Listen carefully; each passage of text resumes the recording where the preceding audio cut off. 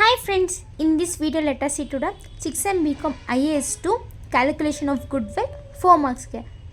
So ನಾನೆಲ್ಲ question papers ಅಮ್ಮೆ solve ಮಾಡ್ತೀನಿ ಫುಲ್ IAS 2 ಫಸ್ಟ್ ಚಾಪ್ಟ್ರಲ್ಲಿ ಗುಡ್ವಿಲ್ ಅಂತ ನಿಮಗೆ 4 ಮಾರ್ಕ್ಸ್ಗೂ ಕೇಳ್ತಾರೆ ಆ್ಯಂಡ್ 6 ಮಾರ್ಕ್ಸ್ಗೂ ಕೇಳ್ತಾರೆ. 6 ಮಾರ್ಕ್ಸ್ ಅಂದರೆ 12 ಮಾರ್ಕ್ಸಲ್ಲಿ 2 ಆಪ್ಷನ್ಸ್ ಕೊಟ್ಟಿರ್ತಾರೆ ಎ ಬಿ, ಅದಕ್ಕೆ 6 ಮಾರ್ಕ್ಸ್ಗೆ ಗುಡ್ವಿಲ್ ಕೇಳ್ತಾರೆ. ಫಸ್ಟ್ 4 ಮಾರ್ಕ್ಸ್ ಅಮ್ಮ ಸಾಲ್ವ್ ಮಾಡೋಣ.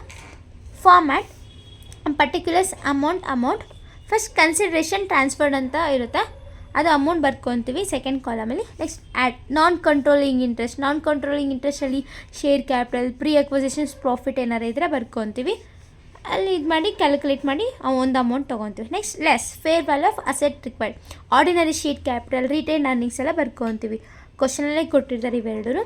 ಸೊ ಆ ಅಮೌಂಟು ಬರ್ಕೊಂಡು ಇವೆರಡು ಆ್ಯಡ್ ಮಾಡಿ ಬರ್ದಿರ್ತೀವಿ. ಫಸ್ಟ್ ಅಮೌಂಟ್ ಇದು ಮೈನಸ್ ಮಾಡಿದ್ರೆ ಒಂದು ಅಮೌಂಟ್ ಬರುತ್ತೆ, ಅದು ನಮಗೆ ಗುಡ್ ವಿಲ್ ಅಮೌಂಟ್.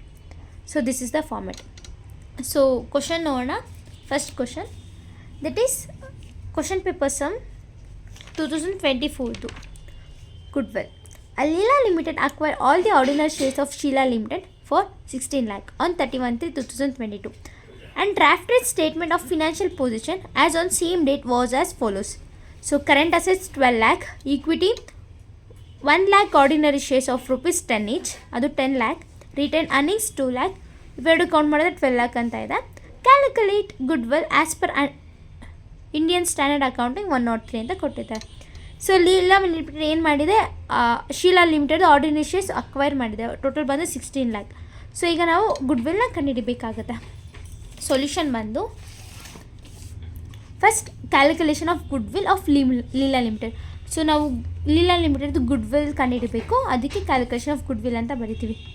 ಸೊ ಎಕ್ಸಾಮಲ್ಲಿ ನೀವು ಸ್ಟೇಟ್ಮೆಂಟ್ ಬರೀಬೇಕಾಗುತ್ತೆ, ಇಲ್ಲಾಂದರೆ ಮಾರ್ಕ್ಸ್ ಕಟ್ ಮಾಡ್ತಾರೆ, ಅದು ಇಂಪಾರ್ಟೆಂಟ್ ಆಗಿರುತ್ತೆ.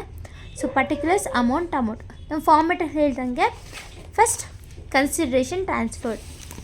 So consideration transferred is nothing but ಇಲ್ಲಿ ಕೊಟ್ಟಿದ್ದಾರಲ್ಲ ಕ್ವಶನಲ್ಲಿ, ordinary shares of Sheela limited of rupees 16 lakh on 31/3/2022 16 lakhನ ತೊಗೊಂಡಿದ್ದಾರೆ, ಅದು ಕನ್ಸಿಡ್ರೇಷನ್ ಟ್ರಾನ್ಸ್ಫರ್ಡ್ ಆಗಿರುತ್ತೆ. So 16 lakh ಬರ್ಕೊತೀವಿ.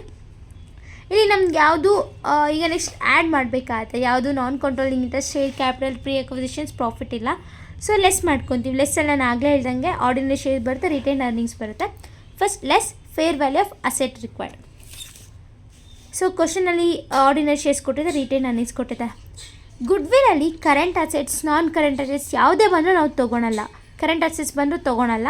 ಸೊ ನೆನಪಿರಲಿ, ಇದೊಂದು ಮೇನ್ ಇಂಪಾರ್ಟೆಂಟ್ ಪಾಯಿಂಟ್ ಇರುತ್ತೆ. ಕರೆಂಟ್ ಅಸೆಟ್ಸ್ ನಾವು ಯಾವುದಕ್ಕೂ ತೊಗೊಳೋ ಆಗಿಲ್ಲ ಗುಡ್ವಿಲ್ ಸಮ್ ಸಾಲ್ವ್ ಮಾಡಬೇಕಾದ್ರೆ.